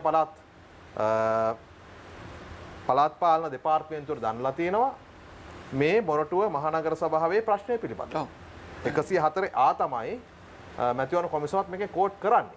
දැන් මෙහෙමයි අපි අපේ മന്ത്രിවරුත් ප්‍රාදේශ සභා නගර සභා മന്ത്രിවරුත් මේ මැතිවරණ සමහර අය තරඟ කරනවා. එයයි විපක්ෂ മന്ത്രിවරු. මේ නගර සභාවේ මුදල් පාලනය කරන අය නෙවෙයි විපක්ෂ മന്ത്രിවරු. එතකොට දැන් මේ මොරටුව මහනගර සභාවේ මෙතුමා කියන දේ අපි පිළිගන්නවා නම් හරිද? දැන් අපේ മന്ത്രിවරු මේ නාම යෝජනා බාර දුන්නාට පස්සේදී සභාවට ලිඛිතව දැනුම් දීලා තියෙනවා මම නාම යෝජනා බාර දීලා තියෙනවා ඒ නිසා මම මේ ඒකට අනුව කටයුතු කරන්න කියලා. ඒ සභාවල ලේකම්වරයා දන්ලා තියෙනවා ඔබ එහෙනම් සභාවට සම්බන්ධ වෙන්න එපා කියලා. දැන් මේක පිළිගන්නවා නම් මම හිතනවා ඒ සියලු ලේකම්වරුන්ට එරෙහිව නඩු යන්න පුළුවන්. ඒ කියන්නේ මේ සභාවට එක නීතියකුයි වෙනස් සභාවල තව නීතියක් කරන්න බෑ. මම දන්නවා හොඳටම සමහර නගර සභාවල සභාපතිවරු වාහනේත් බාර දීලා උපසභාපතිට බලයක් දීලා ඔහු මේ මැතිවරණ ක්‍රියාවල යෙදෙනා ඉන්නවා. ඕක තමයි මගේ ප්‍රශ්නේ දොස්තර මහත්තයා. දැන් මේ වගේ ප්‍රශ්න එද්දී විරුද්ධ පක්ෂය හෝ මොනම පක්ෂයක් මේව නිවැරදි කරව ගන්න එපා. එතකොටනේ ආයි රටේ වැරද්දක් වෙන්නේ නැත්තේ. ඔබතුමාලා ගිය ආණ්ඩුව තියෙනකන් වැරදි කරපුවා නිවැරදිව කරගත්තෙත් නැහැ. දැන් මේ ආණ්ඩුවෙත් දැන් මේ බලන්න මේ ප්‍රශ්නේ සංජය රත්නතුමාත් ඔබ කියන එක එච්චර නිවැරදි නෑ. ඒ කියන්නේ ඇත්තටම මේ ප්‍රශ්නය ඔබතුමා නම් දන්නවා. අපේ නගර සභා මහනගර සභාවේ මොරටුවේ മന്ത്രിවරු මැතිවරණ කොමිසමට කීප සැරයකුත් ලියලා මැතිවරණ කොමිසම කීප සැරයකුත් මේ දන්වලා තිබෙනවා. හරිද? ඒ නිසා තමයි මැතිවරණ කොමිසම දැන් මෙතුමාගේ ඊයේ තිබුණු සභාවටත් මේ ගන්නකොට කිව්වේ මේක ගන්න එපා කියලා මේක බාර දෙන්න ඕන කියලා මේ උප නගරාධිපතිවරයාට. ඒක තමයි සාමාන්‍ය කොමිසමේ දන්නලා තියෙනවද? දන්නලා තියෙන්නේ. දන්නලා තියෙන්නේ දන්නලා නැද්ද? නෑ. පැහැදිලිවම ඔව්. එතුමාලා මම තිබ්බේ අප්‍රේල් මාස 21 සභාව තියන්න නිවේදන නිකුත් කළා දින 4කට පෙර නිවේදනය නිකුත් කරලා ඒක තියද්දි මට එව්වා මැතිවරණ කමිෂන් සභාවෙන් එවනවා ලිපියක් නගරාධිපති කියලා ලිපියවලා ඔබ අනිවාර්යයෙන්ම නිවාඩු ගතුයි ඒ නිසා මේ සභාව නියෝජ්‍ය නගරාධිපතිතුමාගෙන් කරන්න කියලා. මැතිවරණ කමිෂන් සභාවට ඒක කළ යුත්තක් බෑ. ඒක කරන්නට පුළුවන් එකක් නෙමෙයි. කරන්නට පුළුවන් වෙන්නේ පළාත් සභාවේ පළාත් පාලන කොමසාරිස්ට කියන්න ඕන නිවාඩු මගේ නිවාඩු බලධාරියා මැතිවරණ කොමසාරිස් නෙමෙයි. මගේ නිවාඩු බලධාරියා පළාත් පාලන ආයතනයේ කොමසාරිස්. එතකොට කොමසාරිස්ටයි කියන්න ඕන නිවාඩු ගැනීමේදී නිවාඩු ගන්නේ කවුද? ඇක්ටිව් අපි කියමු නියෝජ්‍ය නගරාධිපතිවරුත් තරක කරා නම් මොකද? එහෙනම් මම මෙහෙම පැහැදිලි කරගන්නද? ඔබතුමා ජනතා නියෝජිතයෙක් හැටියට මේ නීතියේ ක්‍රමවේදය හරියට ක්‍රියාත්මක නොකිරීම උඩ ඔබතුමා ඒකේ වාසිය ලබා ගන්නවා. පැහැදිලි? මේ වෙනකොට මට ලැබෙන මාස 2ක නෑ මං කියන්නේ දැන් මෙතන තියෙන්නේ ප්‍රශ්නේ ඔබතුමා නගරාධිපති කියන එක ඔබතුමත් කියනවා ඔබ අවභාවිතා කරලා නෑ නෑ ඒක අවභාවිතයක් වෙන්නේ නැහැ කියන්නේ ඔබතුමා නීත්‍යානුකූලව කෙරුණේ නැති හින්දා. හරි ඔබ නීතියේ තියෙන අඩුපාඩුවක් හරියට කරේ නැති හින්දා ඉතින් මේවා තමයි එහෙනම් කොමිෂමේ වැරද්දන්නේ නෑ මෙතුමා කියපු විදියට අවභාවිතා වෙලා නැහැ හේතුව මම වාහනේ පාවිච්චි කරන්නේ නැහැ. නගරාජ්‍යතුමා අපි මේ වටේ අවසන් කරගන්න මං හිතන්නේ මේ ප්‍රශ්නේ ඔක්කොම අරගෙන මං සම්පින්ඩන කළ එකක් විදිහින් මේ අහන්නේ ඔය කරන වැඩේ සදාචාරාත්මකද කියන එක. සදාචාරාත්මකද නැද්ද කියලා මිනිස්සුන්ට පේන දේ මගේ හිතට එකකව දන්නවා සදාචාරාත්මකයි කියලා. ඒක හේතුව කොරෝනා වසංගතයේ සඳහා මොරටුවේ එකම රෝගියෙක්වත් නොවෙන්න දූරධාරියෙක් විදිහට මම කරපු වගකීම සාක්ෂියක් වෙලා තියෙනවා. හොඳයි. දැන් එහෙමනම් මේකේ ලොකු අසාධාරණයක් වෙනවා තරම් කරන අනිත් අපේක්ෂකයන්ට. පළාත් පාලන മന്ത്രിවරු සහ නගරාධිපතිවරු වෙලා ඉන්න අපේක්ෂකයන්ට මොකද දැන් මේ මයගාව තියෙන්නේ අප්‍රේල් 21 වෙනිදා මෙතුමා කියන ලියුම මැතිවරණ කොමිෂන් සභාව වෙනුවෙන් මැතිවරණ කොමසාරිස් ජෙනරාල් සමන් ශ්‍රී රත්නායක මහත්මයා ඔබ ලියුම. ඒක එන්නේ සියලු පළාත් පාලන කොමසාරිස්වරුන් වෙත.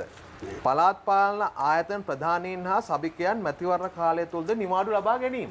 හරි පැහැදිලි ඒකේ මාතෘකාවක්. හරිද? මේක තමයි මේ බොහොම පැහැදිලිව හැම മന്ത്രിවරයාටම නිවාඩු ගන්න කියලා තියෙන්නේ. හරි? ඒතකොට ඒ අනුව සියලු දෙනා මම කියන්නේ අපි දන්නේ හැම දෙනාම අපි නිවාඩු ගත්තා මේ අපේ മന്ത്രിවරුණා. ඒක එහෙම නොවේ නේද? ඒක මේ නීත්‍යානුකූල තත්වයක් ගැන මේ සාකච්ඡාව තියෙන්නේ. දැන් මැතිවරණ කොමිසමෙන් අපිට කිව්වට පස්සේ මැතිවරණ කොමසාරිස් ජෙනරාල් මෙහෙම කරන්න කියලා පළාත් පාලන කොමසාරිස් සරහ අපිට දැනුම් දුන්නාට පස්සේදී අපේ මන්ත්‍රීවරු ඒකට එකඟ වෙනවානේ. ඒක ඉතින් එකඟතාවයනේ දැන් බලන්න පොඩි උදාහරණයක් ගන්නකො මැතිවරණ කොමසාරිස් තුමා කියනවා කොමිෂම ජනාධිපතිතුමාට ගිහිල්ලා ව්‍යවස්ථාව ගැන පොඩි අර්ථකථනයක් ගන්න. ඒක එතුමාගේ තීරණය ගන්නවද? එතුමා කියනවා බෑ කියලා. ඒ වගේ සිද්ධියන්නේ මේකත් ඔබ කියන්නේ. ඔබ පිළිගත්තට ප්‍රශ්නයක් නැහැ. නීතියෙන් තියනවා නම් තැනක් එතුමා ඒකෙන් රිංගලා. ඒක නීතියයි තියෙන්නේ.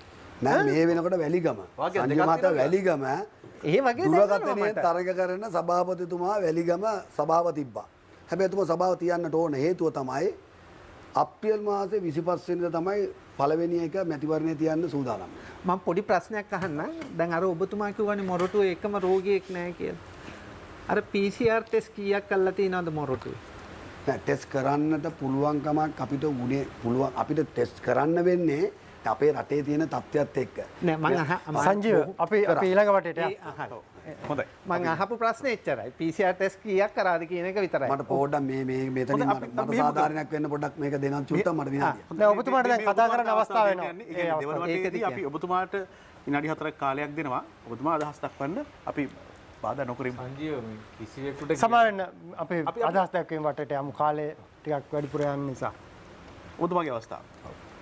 පළමුව කියන්නට ඕනේ මේකෙදී නගරාධිපතිවරයෙක් විදියට මට සදාචාරයක් තියෙනවද නැද්ද කියන එක මටම මොකද මම 4 පාරක් එක දිගටම පළවෙනි වෙලා දිනපු කෙනෙක්. මට ජනතා ප්‍රසාදය හැමදාම දින කෙනෙක්. මම තිබුණ දැනින් ඉස්සරහට ගියාම ඉඳලා පස්සට ගිහිල්ලා නැහැ. ඒ නිසා මට ඒක අඩු කරගන්න උවමනාවක් නැහැ. හැබැයි ජනතා පරමාධිපත්‍ය කියන එක අධිකරණය තුලත් අද ඉස්මතු වෙලා ඉවරයි. ඒ ඉස්මතු වීමත් එක්කම ජනතා පරමාධිපත්‍යයට නෑකම් කියන්න ඕන මම මහජන නියෝජිතයෙක් විදියට. එතකොට ව්‍යවස්ථාවට අනුකූලව මම කටයුතු කරන්න ඕන. මම මොන වෙලාවකවත් මේ මුදල් අවභාවිතයක් හෝ දේපල අවභාවිතයක් කළා නෑ. මේ වෙනකොට 73500ක් කොරෝනා ගිණුමට යවන්න කියලා මම කියලා ඉවරයි මට ලැබෙන දීමනාව. කමිටු දීමනාවල යවන්න කියලා. මම මේ අවුරුදු 2යි මාස ගානක් තිස්සේ මගේ කැබ් රථයට මම නැගලා නැහැ. මගේ පුද්ගලික වාහනය මම පාවිච්චි කරා. ආයේ අමුතුවෙන්ම මේ මැතිවරණ ඉදිරිපත් වෙන්න ඕන නිසා නෙමෙයි. මගේ මොනම කාර්යාලයක ලිපි දරුවක්වත් මම දේශපාලකකට යොදවගෙන නැහැ. එහෙනම් මම සාධාරණයක් කරන්න වෙන්නේ මහජන නියෝජිත මගේ ජනතාවට. මගේ මොරටුවේ ජනතාවට. ඒ ජනතාවට සාධාරණයක් කරන එකේ මට කරන් දෙන එකම දේ තමයි ඔවුන්ව මේ රෝගෙන් බේරා ගැනීම. ඒකට කරන්න දෙන සුදුසුම දේ මොකද්ද? ඒ සුදුසුම දේ කරද්ද නිසා මට පළාත් සභාව මේ පිළිබඳව මම දැන් මෙතුමා කියන විදිහට මේ අප්‍රේල් මාසේ 21 රැස්වීමට පෙර මේ රැස්වීම කරන්නට මේ මාසයේ රැස්වීමට 21කට පෙර මම මේ 4 වෙනිදා ලියුමක් ලියනවා කරුණා කරලා මට නිවාඩු ගන්න ඕන නම් ඒ නිවාඩු ගන්න ඕන එක ආණ්ඩුක්‍රම ව්‍යවස්ථාවෙන් දන්නන්න කියලා මම මැතිවරණ කොමිසම සභාවට යවනවා ලිපියක්. මට උත්තර නැහැ. හැබැයි මම මේ 21 සභාව තියන්න යනවා කියලා නිවේදනය කරාට පස්සේ නිවේදනය අරගෙන යනවා മന്ത്രിවරු කොමිසමට. කොමිසම ඒවලේ උත්තරයක් දීලා එවනවා නොදිය උදු උත්තරයක් දෙනවා උපනගරාධිපතිට මේක කරන්න කියලා. හැබැයි උපනගරාධිපතිවරයා තරඟ කරන අවස්ථාවක් වුණා නම් කවුද කරන්නේ? නිශ්චිත කරන්න බෑ කෙනා කවුද කියන එක. ඒ නිශ්චිත කරන්න වෙන්නේ පළාත් සභාව. ඒ නිසා මම නැවත වතාවක් මේ සියලුම කාරණා මම යවපු ලියුම් පළාත් මම විතර නෙමෙයි. ගරු පළාත් සභාවේ කොමසාරිස්තුමා බව මැතිවරණ කමිෂන් සභාවට යවුවා. මේ නිවාඩු ගැනීම සඳහා වෙන්නා වූ විධානය අපිට එවන්න. එතකොට අපි නිවාඩු ගන්නන්නම් කියලා. මමත් ඉල්ලුවේ ඒක. ඒක තාම දුන්නේ නැහැ. හැබැයි මගේ වගකීම මම මහජන නියෝජිතයෙක්. මම මැතිවරණයක ඉදිරිපත් වෙලා මගේ වගකීම තමයි මම ඉටු කරේ. ඒ ඉටු කිරීමේදී මම හිතනවා මට සදාචාර සම්පන්නකමක් තියෙනවා. මේ මැතිවරණයට මූණ පාන එකට වඩා දිනාගත්ත මැතිවරණයේ ජනතාව දිනව ගන්න. ඒක මගේ වගකීම. ඒක තමයි අධිකරණයේ අද දීපු තීන්දුවත්. ඒ අධිකරණයේ තීන්දුව එහෙම නොවේ නම් එහෙනම් මේ වෙනකොට අනිවාර්යයෙන්ම පාර්ලිමේන්තුව රැස් කරන්න ඕනේ. එහෙනම් පරමාධිපත්‍ය ඉස්සරහට දීලා තමයි මහජන නියුතුගේ වගකීම කරන්න ඕනේ. ඒක මම කරලා තියෙන්නේ. ඒකෙදි සදාචාරය කොතනද පරමාධිපත්‍ය කොතනද කියලා මනින්න බෑ තරාදියේ. ඒ වෙලාවේ මතුවෙන්නා වූ කරුණත් එක්ක තමයි පරමාධිපත්‍ය ඉස්සරහට යන්න ඕනද එහෙම නැත්නම් නීතිය ඉස්සරහට යන්න ඕනද කියලා තේරුම් ගන්න ඕනේ. ඒ තේරුම් ගත්ත නායකයෙක් විදිහට මම විශ්වාස කරනවා මම එකෙන් දිනුවා කියලා. දිනන්න හේතුව තමයි මොකක් හෝ හේතුවකින් ඔය කොරෝනා අපි ඒ කරපු කාර්යභාරවලදී එහෙම නැත්නම් රජයෙන් අපිට දීපු උපදෙස් පිළිපැදීම ප්‍රාදේශීය ලේකම් කාර්යාලය තුල ඒ කටයුත්ත කිරීම මේ සියලු දේවල් එකතු වෙලා ගාම නිලධාරීතුමා ගරු മന്ത്രിවරු මේ සියලු දෙනා එකතු වෙලා කිරීම තුල මම විශ්වාස කරන්නේ මේ වෙලාවේ සදාචාරය කියන එක ඉතා හොඳින් තේරුම් ගත්ත කෙනෙක් විදිහට මම ඕනම වෙලාවක මේක ඉල්ලා සීමට සූදානම් වෙන්නේ නීතිය මාත් එක්ක මේ කටයුත්තට එකතු වෙන්නට ඕන. නීතිය එකතු නොවන තරමට මම මාගේ පළවෙනි කාර්යභාරය ඉටු කරන්නට ඕන දෙවැනි කාර්යභාරය ඉටු කරන්නට නම් ඒතොර තමයි මිනිසුමා පිළිගන්නේ. මගේ නගරාධිපතිතුමා පැත්තකට දාලා මේ වෙලාවේ හොඳම දේ තමයි මෙතනින් අයින් වුණාන් සාක්කුවටත් වාසි අපේ තියෙන ගිණුමටත් හරි වාසි මගේ තියෙන ගිණුම් වලටත් හරි වාසි මේක අපේ පිටේ තියෙන මුදල් වලින් කරගෙන මේ කටයුත්ත කළා. ඒ ඇවිල්ලා සදාචාරය. හොඳයි. කෙනෙක් ඒ සදාචාරය. අන්න ඒකට මම ගරු කරලා තමයි මේ කටයුත්ත කරන්නේ. මේකේ නීතිය තාම මට පෙන්වලා නැහැ. පෙන්වන්න බැරි හේතුවක් තියෙනවා. මේකේ නීතිය පෙන්වන්නේ නැහැ. නමුත් කියලා තියෙනවා අවභාවිතාවේ යොදවනවා නම් ඒ සඳහා කළ යුතු ක්‍රමවේදයන් මට එවලා තියෙනවා. මම ඒකට එකයි. මම අවභාවිතා කරනවා නම් පෙස්සමක් ගියා නම් පෙස්සම විභාග කරලා ඊළඟට මට ලැබෙන්න තියෙන മന്ത്രി ධූරය අහිමි කිරීම සඳහා වෙන්නා වූ කාර්යයට මම එකඟයි. හොඳයි. හැබැයි මම එහෙම නොකරන නිසා මම සදාචාරයත් එකතු කරගෙන පරමාධිපත්‍යයත් එකතු කරගෙන මම මගේ වැඩේ කරනවා. හොඳයි. අපි සදාචාරාත්මක කාර්යයක් කරා යහ ප්‍රශ්න වලට උත්තර දෙන්න තුමට වෙලාවක් දුන්නා සාධාරණ. නලින්ද ජයතිස්ස මන්ත්‍රීතුමා. දැන් ඔබතුමාලා මන්ත්‍රීතුමාද හිටපු මන්ත්‍රීතුමාද? හිටපු මන්ත්‍රී. ගෝඨාභය රාජපක්ෂ මහත්මයා ජනාධිපති කරන්න මේ රටේ ජනතාව ඡන්දය දෙනකොට බොහෝ අයගේ බලාපොරොත්තුවක් තිබුණා එක නීතියක් රටේ ක්‍රියාත්මක වෙයි කියලා. නීතිගරුක රටක්. ඒක එතුමාගේ මැතිවරණ ව්‍යාපාරයේ ප්‍රධාන සටන් පාඨයක්. දැන් මේ වෙලාවේදී රටේ විධායකයේ ප්‍රධානියා ගෝඨාභය රාජපක්ෂ මහතා.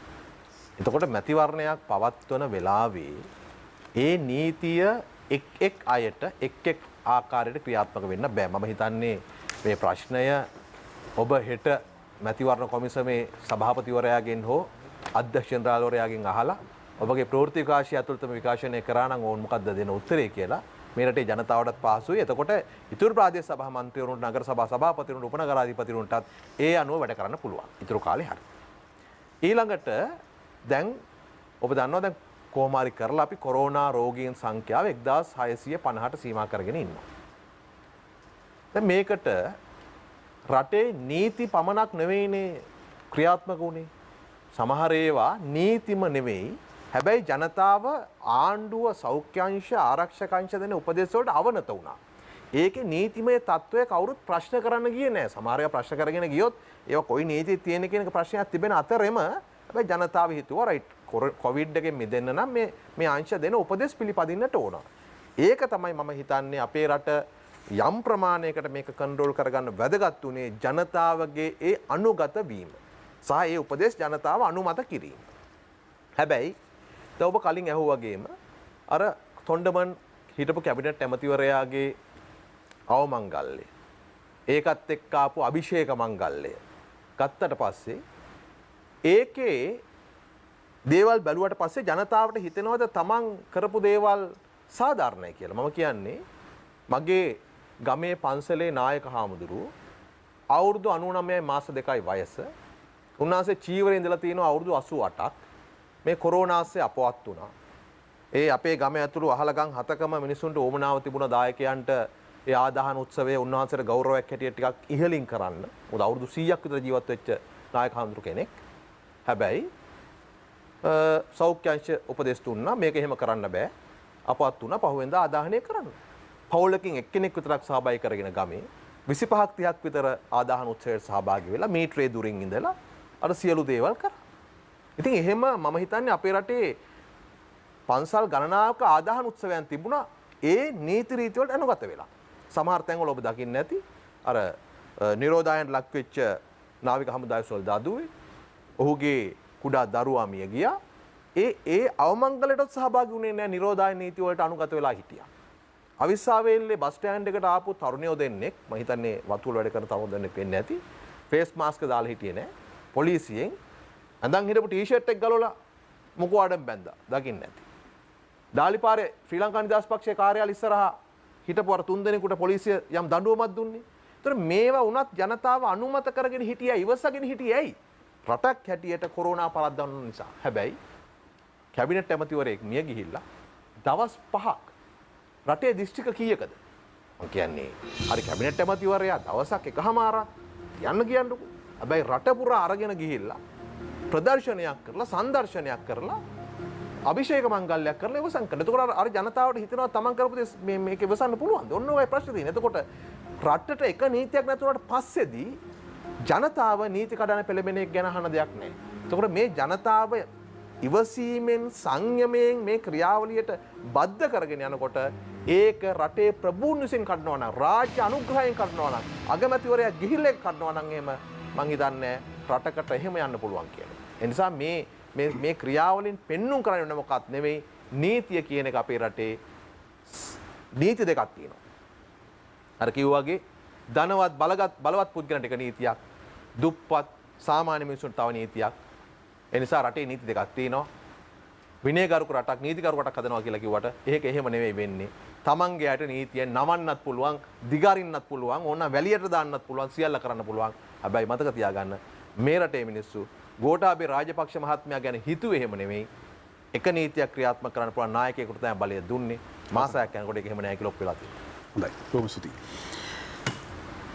සමන් රත්නප්‍රිය මහත්මයා. ඔබතුමාට විනාඩි 4ක් කාලයක් දෙනවා. ඔබතුමාට කලින් එක උත්තරයකුත් දෙන්න ගියා සංජීවහව ප්‍රශ්නයකට ඔන්න එකත් මතු කරලා ගන්න පුළුවන් අර ආණ්ඩුවට සපෝට් එකක් දෙන්නම් කියලා යවපු නියම සාධාරණීකරණය කරන්න වගේ. ඔව් නෑ. ඇත්තටම මම මූලික වශයෙන් මේ වෙලාවේ කියන්න හැදුවේ දේශපාලඥය වෙනුවට නිලධාරීන්ට තීන්දුව ගන්න ඉඩ හැරලා තියෙනවා කියන වගේ මතයක් මතු වුණානේ. එහෙම එකක් නෑ. දැන් නිලධාරීන් සමහර අවස්ථාවල තීන්දුව ගන්නවා තමයි. නමුත් එහෙම මේකක් නෑ කියන කාරණේ හරිම පැහැදිලි. මම ඒකට උදාහරණ කීපයක් කියන්නම්. එකක් මෙතනත් මතු වුණා දැන් රුපියල් 5000 දීමනාව දෙනකොට යම් ප්‍රමාණයකට දේශපාලන කරණය වුණා කියන එක. අතිවිශාල චෝදනා ප්‍රමාණයක් එල්ල වුණා බලයේ තියෙන ආණ්ඩුවේ පළාත් පාලන නියෝජිතවරු තමන්ගේ පක්ෂයට තමන්ගේ කැමති අයට වාසිදායක විදියට මේ ක්‍රියාත්මක කරා කියන එක. ඒකට විශාල චෝදනා ප්‍රමාණයක් එල්ල වුණා. ඇත්ත ඒ කාරණේත් ඒකම තමයි. අනිත් පැත්තෙන් දැන් නිලධාරියෙක් විදියට මේකේ තාක්ෂණික නිලධාරිය සෞඛ්‍ය සේවා අධ්‍යක්ෂ ජෙනරාල්වරයා මේ COVID-19 වසංගතයට අදාළව හමුදාපතිවරයා ටාස්ක් ෆෝස් එකේ ප්‍රධාන විදියට පත් කරාට අපි පත් කරපු දවසෙත් මම නම් විරුද්ධ වුණා. ඒක මම ප්‍රසිද්ධියත් කිව්වා. ලෝකේ කිසිම රටක COVID-19 වසංගතය පාලනය කරන්න හමුදාවේ කෙනෙක් හමුදා ප්‍රකාශකයෙක් යොදවලා නැහැ. ඔබ ඕනනම් විමර්ශනය කළා නම් දැන් ලෝකේ රටවල් 220ක විතර වගේ කොරෝනා තියෙනවා. එහෙම එකක් නැහැ. නමුත් සෞඛ්‍ය ශාස්ත්‍රය තමයි මූලික වෙන්නේ. දේශපාලන මැදිහත් වීම තියෙනවා. හමුදාව පොලිසිය ඇතුළු ආරක්ෂක කණ්ඩායම මේකට සපෝටිව් ගෲප් විදියට එහෙම නැත්නම් සහයෝගය දෙන කණ්ඩායම විදියට තමයි ඉන්නේ. ඒතකොට එහෙමයි තියෙන්නේ. නමුත් ලංකාවේ තමයි මේ තත්ත්වය වෙනස්. ඒ කියන්නේ මානසිකත්වයේ අනුව ඒක සිද්ධ වෙන්නේ. ඒක එතකොට තොණ්ඩමන් මහත්මයාගේ මරණය වෙලාවේ සෞඛ්‍ය අධ්‍යක්ෂ ජෙනරාල්වරයා කිව්වා 200ක ප්‍රමාණයක් තමයි ගෙන්නන්න පුළුවන් මේ මරණයට කියලා. ඔහු ඒ සම්බන්ධව පැහැදිලි නිර්දේශයන් නියෝගයක් නිකුත් කරා. අන්තිමට ඔහුට බැන වැදුනා තොණ්ඩමන් පාර්ශවයේ පුද්ගලයෙක්. ඒක මම හිතන්නේ ජනමාධ්‍යවලත් ගියා. එතකොට හරි පැහැදිලි මේ නිලධාරී තීන්දුව ගත්තට ඒ තීන්දුව ක්‍රියාත්මක වෙන්නේ නැහැ. ඒ තීන්දුව ක්‍රියාත්මක කරන්නේ නැත්තේ කවුද? ඒ තීන්දුව ක්‍රියාත්මක කරන්නේ නැත්තේ රාජ්‍ය බලධාරීන්. ඒකට ජනාධිපතිවරයාකට වා කියන්න ඕන.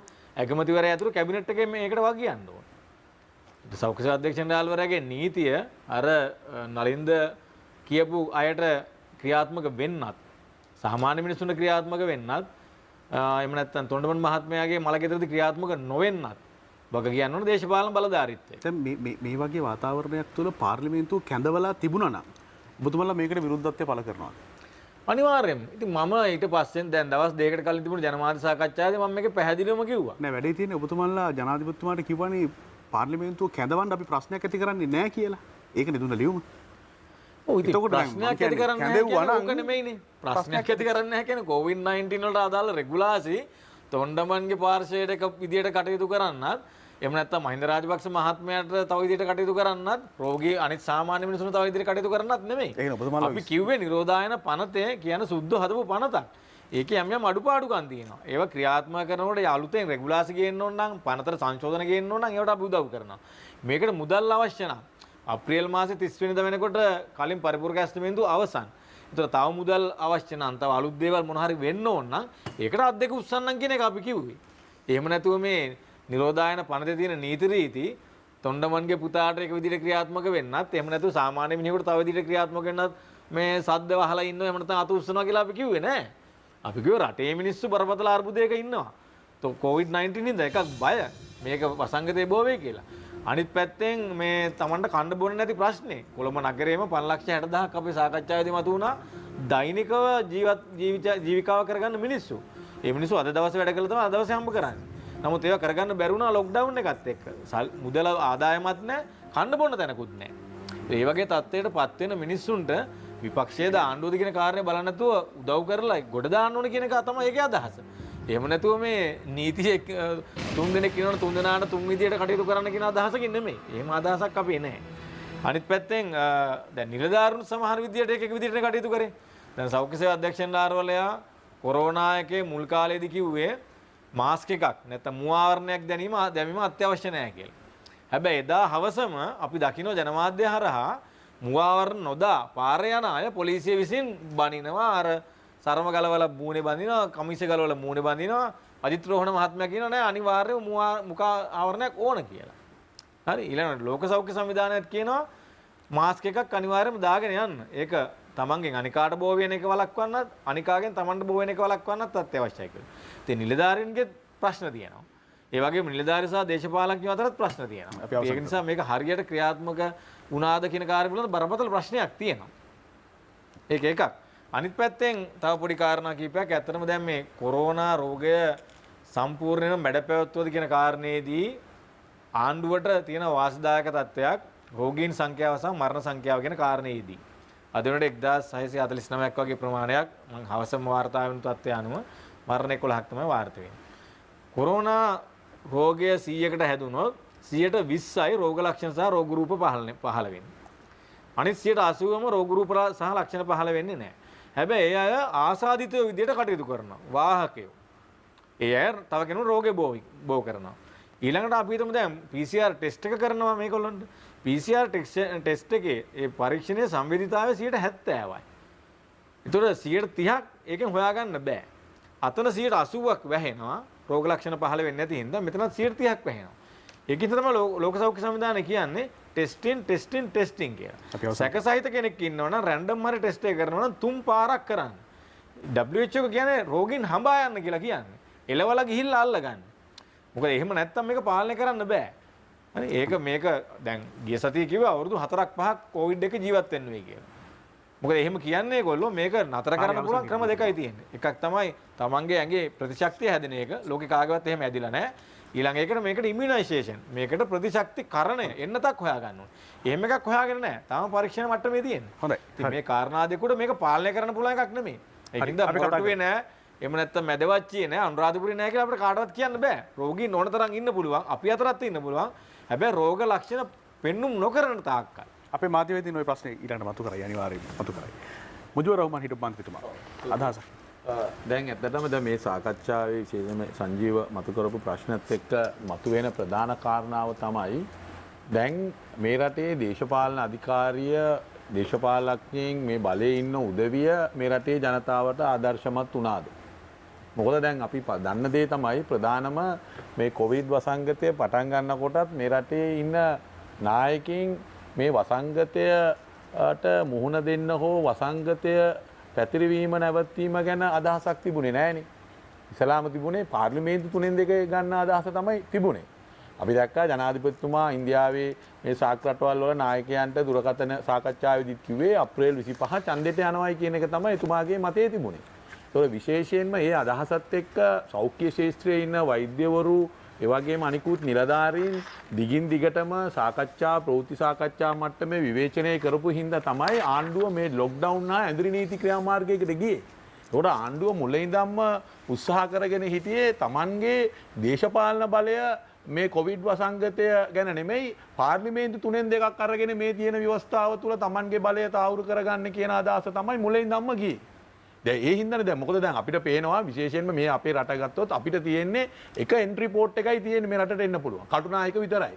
වෙන අපිට කොහෙන්වත් නැහැ. වටේම මුහුද තියෙන්නේ. අපි කාටවත් බෝඩර් එකක්වත් මොකවත් නැහැ. එතකොට ඒ එන්ට්‍රි චෙක් පොයින්ට් එක හරියට මේන්ටේන් කරලා තිබුණා නම් අපිට මීට වඩා අවදානම අඩු කරගන්න අපිට හොඟක් දුරට අපිට තිබුණා. වියට්නාමයේ වගේ ඔබතුමා කිව්වා වගේ විශේෂයෙන්ම චීනේ එක්ක තියෙන බෝඩර් ලයින් එකේ තියෙන රටක්. එතකොට ඒ රට ඊට වඩා පරිස්සම් වෙලා තියෙනවා. එතකොට අපිට තියෙන එකම එක තැනයි රටට ඇතුළත් වෙන්න පුළුවන් තැන හැදලා තියෙන කටුනායක විතරයි. වෙන කොහෙන්වත් මේ රටට ඇතුළත් වෙන්න බෑ.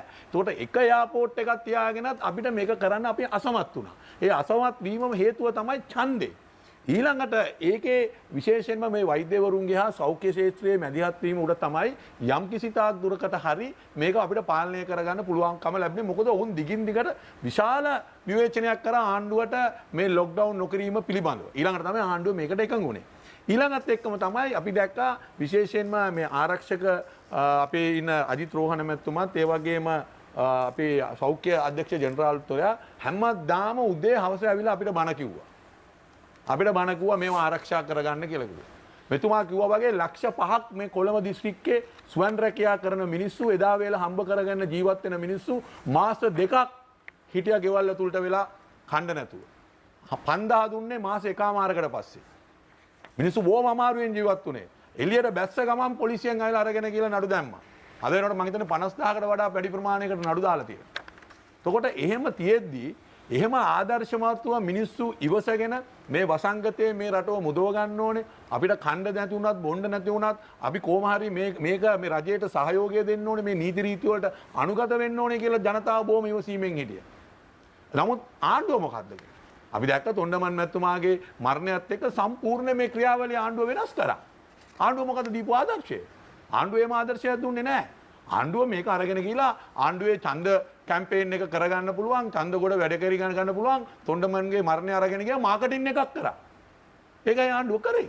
ඒකට අපිට පේනවා අමුවේ සෞඛ්‍ය නීති, එතකොට නිරෝධාන නීති, මේ රටේ නීති ඒ හැම එකක්ම ගානකට ගත්තේ නැහැ. එතකොට අද අජිත් රෝහණ මහත්තයයි මේ කවුද අනිල් ජයසිංහ මහත්මයයි විහිළුකාරයෝ බවට මේ ආණ්ඩුව පත් කරා. අද ඒගොල්ලෝ ජෝකර්ලා වුණා මේ රටේ ජනතාව ඉදිරියේ. ඒ නිලධාරීන්ව ජෝකර්ලා බවට පත් කරේ කවුද? මේ රටේ පාලකයන් Tamanගේ දේශපාලන බලය තහවුරු කරගන්න ඒ දේශපාලන උවමනාව මත මේ රටේ හිටපු රාජ්‍ය නිලධාරීන්වත් විහිළුකාරයෝ බවට අද පත් කරලා තියෙනවා. ඒතකොට අපිට පේනවා මේ රටේ මේ පාලකයෝ මේ එක නීතියක් ක්‍රියාත්මක කරන්න කියලා බලය ගත්ත අය මේ රටේ සෞභාග්‍ය රටක් හදනවයි කියලා කතා කරපු උදවිය අන්තිමටම අපිට පෙනල්ලා තියෙනවා Tamanගේ දේශපාලන බලය රැක ගැනීම සඳහා මහ දවල් මහ රෑ ඕන නීතියක් කඩ කරන්න ලෑස්ති Tamanගේ එකා වෙනුවෙන් මේ රටේ කොවිඩ් නෙමෙයි ඊට වඩා දෙයක් තිබුණොත් හරි අපි ඒකවත් ගණන් නොගෙන ඒ අපේ එකා වෙනුවෙන් ඕනම දෙයක් කරන්න ලෑස්ති කියන එක අද මේ රටේ මහ ජනතාවට පෙන්වලා දීලා තියෙනවා. හරි. අපි අද කතා කරමින් ඉන්නේ පශ්චාත් කොවිඩ් සමයේ සමාජ බලගැන්වීමේලා දේශපාලන පක්ෂවල කාර්යභාරය. මාතෘකාවක් ඉදිරියට ගත්තොත් ඊටාම පුළුල් මාතෘකාවක්. අපි විරාමයක් අරගෙන නැවතත් මේ සාකච්ඡාවට එනවා.